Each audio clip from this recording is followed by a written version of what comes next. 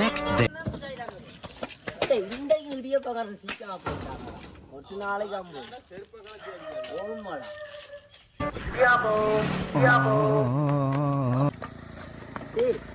இன்றைக்கு இடியப்பக்காரன் சிக்காம போயிட்டானடா.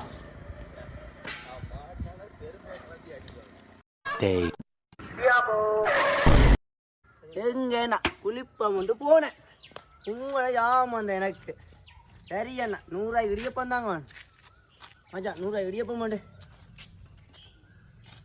சரி அள்ளி போடுங்க. எப்படி வியாபாரம் போகுது உங்களுக்கு? வியாபாரம் போகாதாண்ணா. என்ன உங்களோட இஷ்டத்தில் பெட்ரோல் அடிச்சு போட்டு இப்படி போகமா போனாங்க வியாபாரம் நடக்கும்.